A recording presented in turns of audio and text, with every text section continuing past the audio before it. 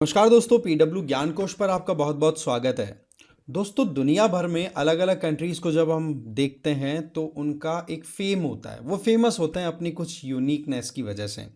कोई कंट्री अपनी एक्सपोर्ट की वजह से, कोई अपनी टूरिज्म की वजह से। फॉर एग्जांपल हम इंडिया की बात करें तो इंडिया अपने सॉफ्टवेयर एक्सपोर्ट की वजह से दुनिया भर में फेमस है। पर पाकिस्तान की जब बात आती है ना, तो पाकिस्तान तीन चीज़ों के लिए फेमस माना जाता है। एक तो टेररिज्म, दूसरे गधे और तीसरा बैगर्स। इन तीन चीजों के एक्सपोर्ट में पाकिस्तान वर्ल्ड वाइड गजब का फेमस है। जिनमें टेररिज्म की बात करें तो वो तो ज्यादातर देखो इंडिया ही इसको भुगतता है। बट वहीं दूसरी तरफ गधों के एक्सपोर्ट में अभी देखा जाए तो चाइना बहुत आगे आ गया है कि चाइना पाकिस्तान से गधे बहुत मंगा रहा है। पाकिस्तान में गधों की पॉपुलेशन अच्छी खासी है। बट वहीं पर वेस्ट एशियन कंट्रीज जो कि पाकिस्तान के बिरादर मुल्क है ना, वहां पर पाकिस्तान से जाते हैं भिखारी। और वो भिखारी वहां जाते तो हैं उम्रा और हज के नाम पर वीजा लेकर के, पर वहां जाकर के फिर वहां की गलियों में जा जा करके आप देखेंगे कि वो भीख मांगते हैं। इसी वजह से पाकिस्तानी गवर्नमेंट के ऊपर सऊदी अरब की तरफ से प्रेशर आया है कि भाई आप अपने देश से भिखारियों का एक्सपोर्ट बंद करो, अदरवाइज रिलेशनशिप पे सीधा इंपैक्ट आएगा। पर आप देखो पाकिस्तान के भिखारियों की इकोनॉमी एक साल के अंदर $42 बिलियन अर्न कर लेते हैं, जो कि पाकिस्तान के फॉरेक्स से भी ज्यादा है। तो भी पाकिस्तान को एक्शन लेना पड़ रहा है। तो ऐसे में अभी 4300 बैगर्स को नो फ्लाई लिस्ट के अंदर डाल दिया गया है पाकिस्तानी सरकार के द्वारा। इसकी शुरुआत हुई थी देखो कि सऊदी अरब ने ऑब्जेक्ट किया कि बोला हमारे देश में हमने भीख मांगने को एक क्राइम मान रखा है। कोई भी अगर भीख मांगता पकड़ा गया तो उसको हम ज्यादा भी नहीं तो 6 महीने की जेल और 50,000 रुपए का फाइन लगाते हैं। और बोला तुम्हारे देश से भिखारी हमारे यहाँ आकर के आते तो हैं बड़े साफ सुथरे कपड़े पहन करके, और 2 मिनट के अंदर कपड़े उतार करके लगाई टोपी अपना और ले लिया कटोरा हाथ में और बस अल्लाह के नाम पे दे दे शुरू हो जाते हैं। तो बोले ये चीज़ बंद करो, हमारे देश में ये चीज़ नहीं चलेगी। 16 के लगभग पाकिस्तानी बैगर्स तो ऑलरेडी जेल में हैं सऊदी अरब में। तो इस बात को लेकर के पाकिस्तान के अंदर खलबली आ गई। अरे यार, हमारा इस्लामिक बिरादर चिढ़ रहा है, नाराज हो रहा है। तो उन्होंने एग्जिट कंट्रोल लिस्ट के अंदर 4300 बैगर्स को एनरोल कर दिया, जो कि अपने आप में एक इंटरेस्टिंग न्यूज बन गई। इसको हम पूरा और डिटेल में समझेंगे। बट मैं आपको बता दूं, पीडब्ल्यू ओनली आईएएस की तरफ से यूपीएससी फाउंडेशन कोर्सेज रन कराए जा रहे हैं, जिसमें जो 2026 के लिए प्रिपेयर कर रहे हैं वो हिंदी और इंग्लिश वाले संकल्प के लिए और इंग्लिश वाले टाइटन के लिए जा सकते हैं। सिमिलरली 2025 को जो टारगेट करके चल रहे हैं वो इंग्लिश और हिंदी वाले ज्वाइन कर सकते हैं प्रहार, और टाइटन ज्वाइन कर सकते हैं इंग्लिश वाले। रेट मात्र 8,000 है। इन सभी कोर्सेज में आपको लाइव एंड रिकॉर्डेड क्लासेस मिलेगी जीएस की, साथ ही साथ आपका सीसेट भी कवर कराया जाएगा।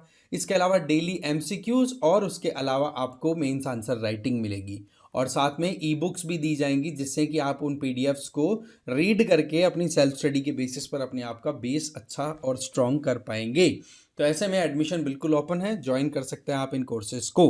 तो बात कुछ ऐसी है कि पाकिस्तान की जो इंटीरियर मिनिस्ट्री है, ठीक है, पाकिस्तान का जो इंटीरियर मिनिस्टर नाम है मोहसिन रजा नकवी, उन्होंने सऊदी अरब के डेप्यूटी इंटीरियर मिनिस्टर नाम है नासर बिन अब्दुल अजीज अल दाऊद कि भाई हमने इस्लामिक रिपब्लिक ऑफ पाकिस्तान ने जो ये माफिया ऑपरेट कर रहे हैं ना बैगर्स को सेंड करने के लिए, उनको हमने उन पे धड़ पकड़ दिया है, उनको हमने बहुत हद तक कंट्रोल कर लिया है। हम हमारे ब्रदर इस्लामिक कंट्री की कही हुई बात को कैसे इग्नोर कर सकते हैं। हमने 4300 बैगर्स को एग्जिट कंट्रोल पॉलिसी के अंदर में इंक्लूड कर लिया है, और हमारी पॉलिसी है जीरो टॉलरेंस पॉलिसी की। अब हमारे देश से कोई भी बैगर्स सऊदी अरब नहीं जाएगा।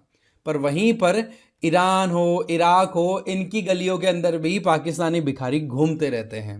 अब सवाल यह आता है कि इतना बुरा हाल क्यों हुआ, ऐसा क्या कह दिया सऊदी अरब ने कि पाकिस्तान इतनी ज़्यादा भिखारियों पर अटैक करने लग गया।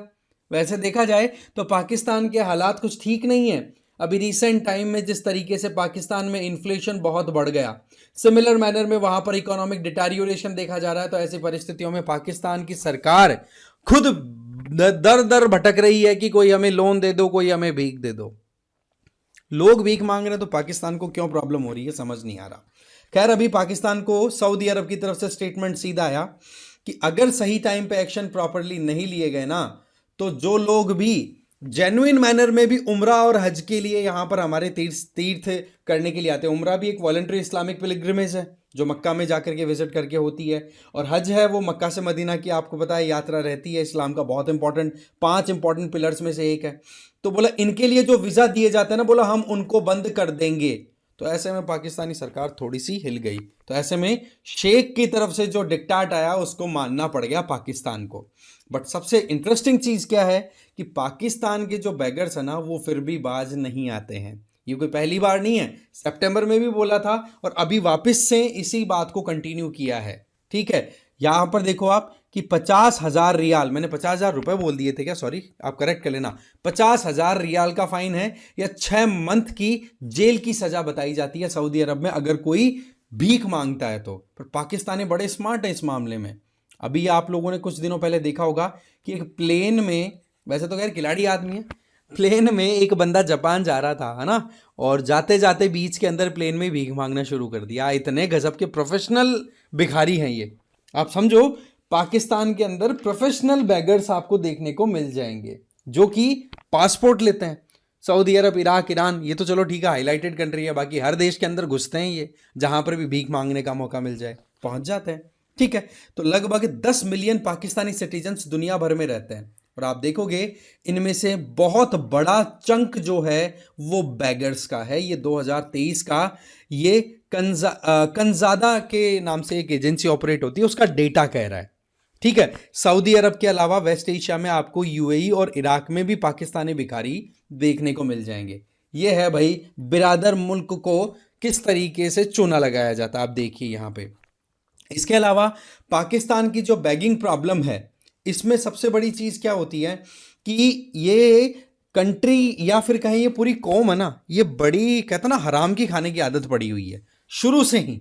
ठीक है, हम फ्रॉम द वेरी बिगिनिंग ये देख सकते हैं कि किस तरीके से केवल और केवल मेहनत पे विश्वास करते नहीं है, केवल अपने पॉकेट भरने में लगे रहते हैं। तो इस वजह से निकम्मी सरकारें, निकम्मी ही इनकी आर्मी, जिनको वर्ल्ड की सुपर आर्मी बोला जाता है, और उसी का रिजल्ट ये निकलता है कि वहाँ पर मैक्सिमम जो इंडस्ट्री ऑपरेट कर रही है उसमें आप वहाँ पर क्या देखोगे कि $42 बिलियन अर्न कर लेते हैं भाई साल का, जो कि पाकिस्तानी फॉरेन एक्सचेंज रिजर्व से भी ज़्यादा है। आप देखो 2024 तक, 1998 से 2024 तक पाकिस्तान का फॉरेक्स है $16,144 मिलियंस में। इसका मतलब $16 बिलियन का तो उनका फॉरेक्स है, उससे ज़्यादा तो उनके भिखारी कमा लेते हैं।